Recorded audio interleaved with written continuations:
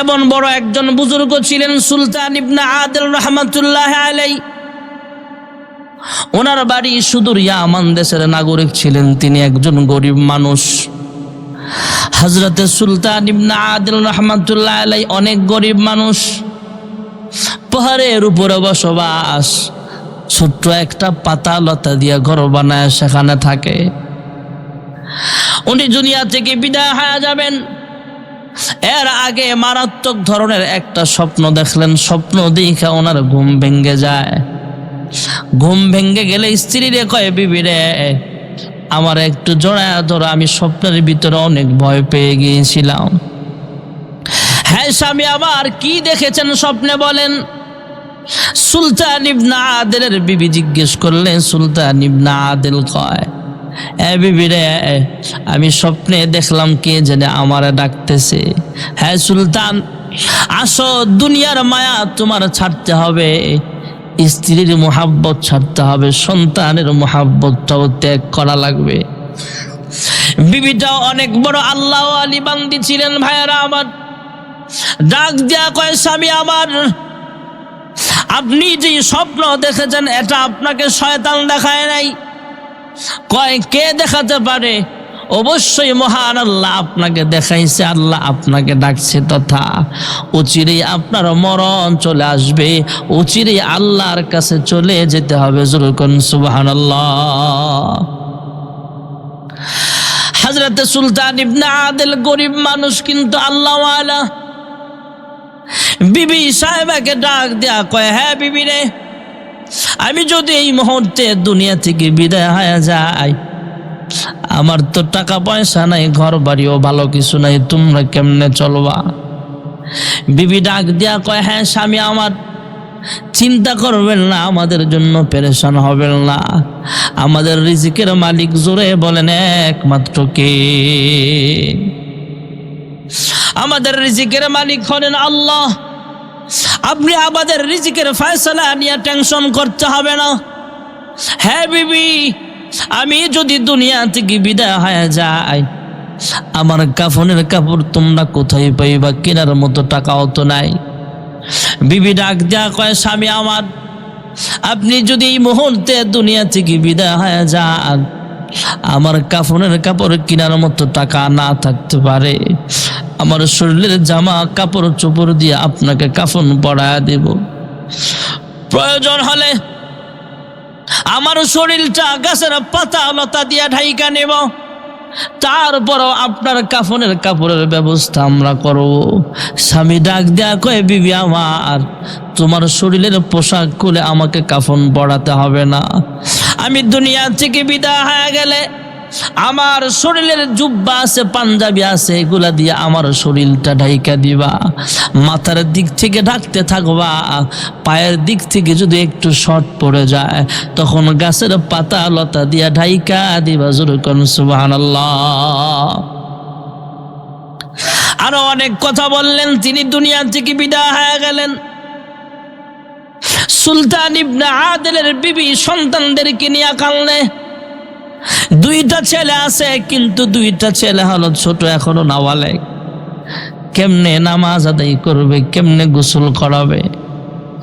দুইটা ছোট্ট ছেলেকে পাঠায় দিলেন, যাও পাহাড়ের নিচে এলাকা আছে, গ্রাম আছে, গ্রামের মসজিদের ইমাম সহ মুসল্লিদেরকে বিষয়টা জানায় আসবা। দুইটা শিশু বাচ্চা ইমাম সাহেবের কাছে চলে গেলেন। পাহাড় থেকে অনেক নিচে গ্রামের ইমাম সাহেবকে যায় যখন বললেন, হুজুর আমার আব্বা দুনিয়া থেকে বিদায় হয়ে গেছে, মুসল্লিদের নিয়ে চলেন, জানাজা পড়া থেকে দাফনের ব্যবস্থা করা লাগবে। কয়েকজন মুসল্লি ডাক দেয়া কয়, হুজুর রাত্র গভীর হয়ে গেছে, এই মুহূর্তে পাহাড়ের উপরে আমরা উঠতে পারবো না, কারণ ভয়ঙ্কর। এই পাহাড়টা হলো ভয়ঙ্কর একটা পাহাড়, বিভিন্ন জীব জন্তুর আক্রমণের ভয় আছে, এই মুহূর্তে আমাদের যাবার কোনো দরকার নাই।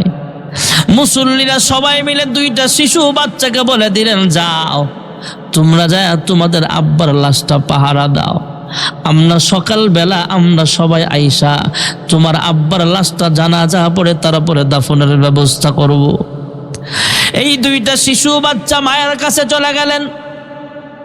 হ্যাঁ আম্মা, এলাকার মুসল্লিরা আসতে রাজি নয়, কারণ ভয়ঙ্কর পাহাড়, জানের খতরা আছে, ওরা আসতে চায় না। কি করা যায়?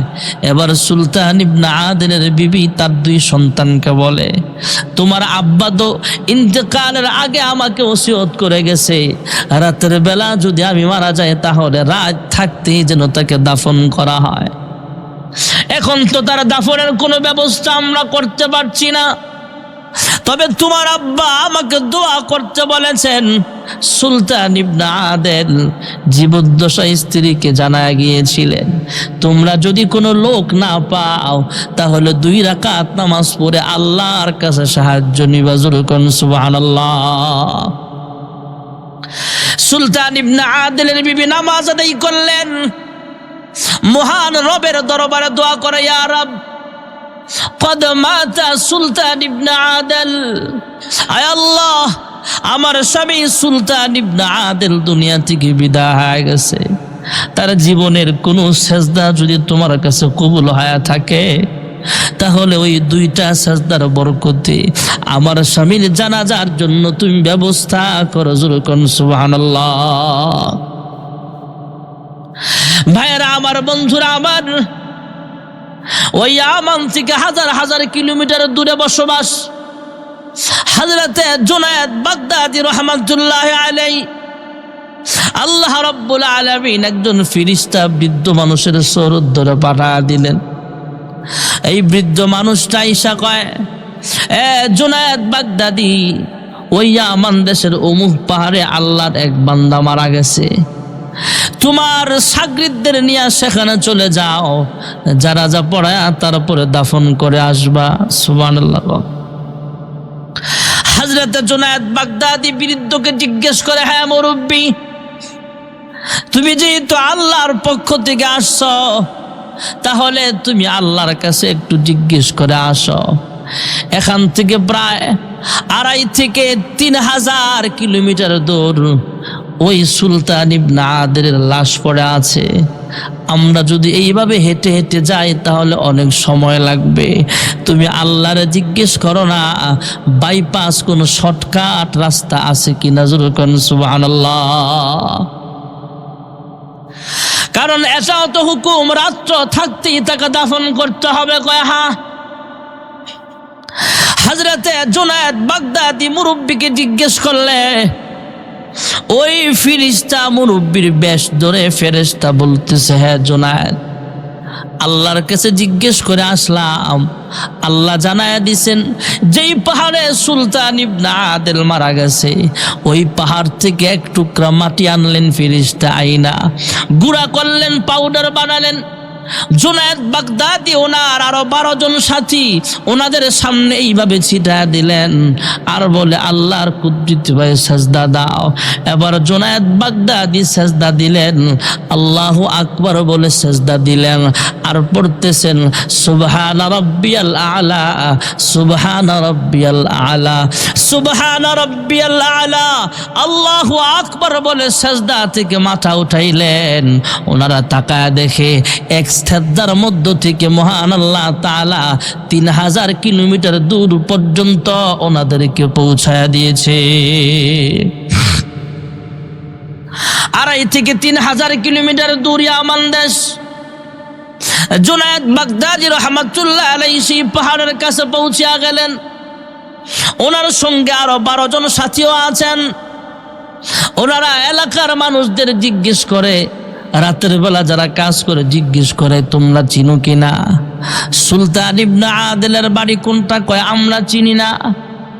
হঠাৎ করে একজন লোক ইনফরমেশন দিল, খবর দিল, হ্যাঁ ভাই তোমরা কে কোথা থেকে আসছো আমরা জানি না, তবে ওই যে পাহাড়ের উপরে, ভয়ঙ্কর পাহাড়ের উপরে দেখে আসলাম, 2টা ছেলে কান্দে, একজন মহিলাও কাঁদতেছে, সামনে একটা লাশ পড়ে আছে। হযরত জুনায়েদ ডাক দিয়া কয়, হ্যাঁ ছাত্ররা চলো, ওইটাই আল্লাহর ওলির লাশ মনে হয়, চলো আমরা সেখানে যাই। পাহাড়ের উপরে উঠলেন, দেখলেন হা হা দুইটা শিশু, ছেলে কাঁদতেছে, মহিলা কাঁদতেছে, লাশ সামনে পড়ে আছে। মহিলাকে জিজ্ঞেস করলেন, তোমার স্বামী কি সুলতান ইবনে আদিল? কয় হা। কয় তোমার স্বামী মারা গেছে, গোসল করানো হয়েছে? কয় হা, গোসল করিয়েছিলাম। কয় কাফন পরাইছো কি দিয়া? কয় কাফন পরাইছে ওনার ব্যবহৃত জামা দিয়া, তবে পায়ের নিচ দিয়ে পাতা লতা দিয়ে ঢাইকা দিছি, পুরাটা শরীর ঢাকার মতো কাপড় ওনার কাছে আমার কাছে ছিল না।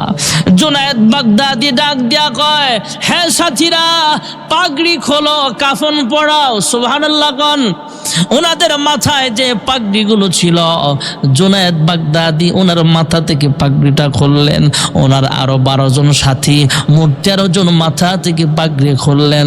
যে লোকটার কাপড় ছিল না 3টা, আল্লাহ ব্যবস্থা করছেন 13টা। যেরকম সুবহানাল্লাহ।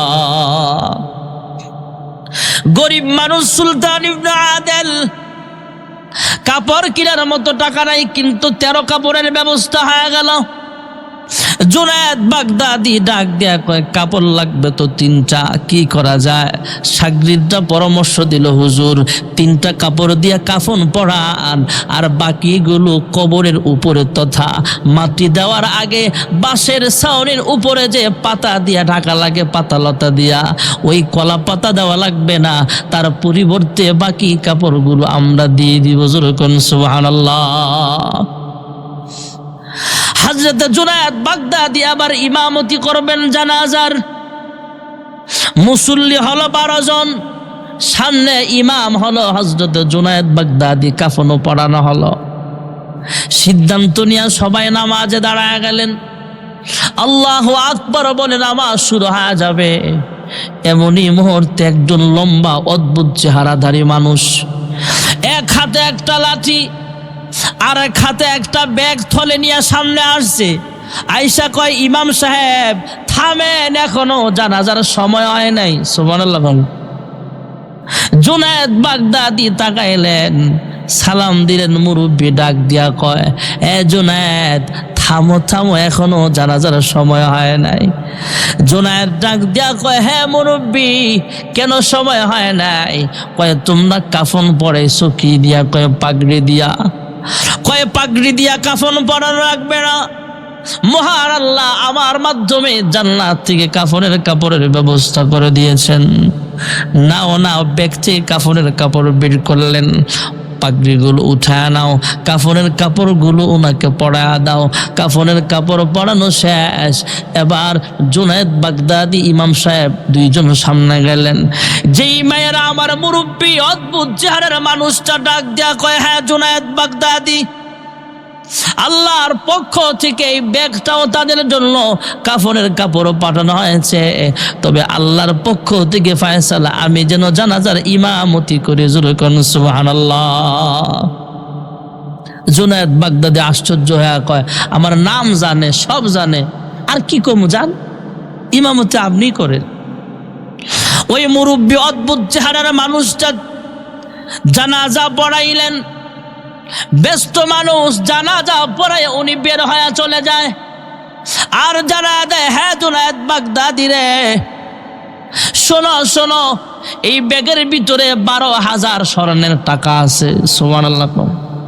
এই লাশটা দাফন করার পর তার বিবির কাছে দিবা, দিয়া বলবা এই ব্যাগের থেকে টাকা বের কইরা যেন অন্য কোথাও না রাখে। বিসমিল্লাহ বলে এখান থেকে টাকা বের করবে, বাজার করবে, খানা খাবে, অসুবিধা নাই। ঘরবাড়ি বানাতে হবে, ইট কিনতে হবে, সিমেন্ট কিনতে হবে, রড কিনতে হবে, এখান থেকে টাকা বের করে কিনবে। কিয়ামত পর্যন্ত ওরা চলতে পারবে। এগুলা বরকতি টাকা, কোনোদিন শেষ হবে না। যেরকম সুবহানাল্লাহ। ব্যাগটা ধরায়া দিয়া মুরব্বি চলে যায়। হ্যাঁ জুনায়েদ, কাফনের কাজ সম্পন্ন করো, দাফন সম্পন্ন করে আসবা। জুনায়েদ ডাক দিয়া কয়, হ্যাঁ মুরব্বি, ইমাম সাহেব চলে যান, অসুবিধা নাই, তবে আপনার কাছে আমার 2টা প্রশ্ন। কয় কি? কয় 1 নম্বরের প্রশ্ন হলো, আমার নাম জানেন, সব জানেন, তবে আপনার নামটা জানলাম না, আপনার পরিচয় কি? মুরব্বি ডাক দিয়া কয়, হ্যাঁ জুনায়েদ, আমাকে নাম তুমি জানো না, তবে আমার সবাই খিজির বইলা ডাকে। যেরকম সুবহানাল্লাহ। যিনি ইমামতি করেছিলেন ইনি হলেন হযরত খিজির আলাইহিস সালাম। সুবহানাল্লাহ কোন। জুনায়েদ ডাক দিয়া কয়, হুজুর আমাকে মাফ করবেন, আপনাকে আমি চিনতে পারি নাই, তবে আপনার কাছে আরেকটা জিজ্ঞাসা হলো, আপনি যখন ইমামতি করেছিলেন তখন দেখলাম অনেক জোরে জোরে আল্লাহু আকবার বলেছেন। সুবহানাল্লাহ। 10 জন মানুষ, 13 জন মানুষ পিছনে, আসছে বললেই তো হয় আল্লাহু আকবার শুনবে, কিন্তু মনে হচ্ছে হাজার হাজার মানুষ আছে। আপনি জোরে জোরে বলেছেন আল্লাহু আকবার, জোরে জোরে আপনি আল্লাহর নাম নিয়েছেন, আল্লাহু আকবার বলেছেন, কারণ কি? মুরব্বি ডাক দিয়া কয়, হ্যাঁ জুনায়েদ, তোমার এখনো অন্তর চক্ষু ভালো করে খোলে নাই। তুমি দেখেছ মাত্র 13 জন মুসল্লি, আর আমি ডান বামে তাকায় দেখি আসমান থেকে প্রায় 12 লক্ষ ফেরেশতা তারা জানাজার মুসল্লি হয়ে গেছে।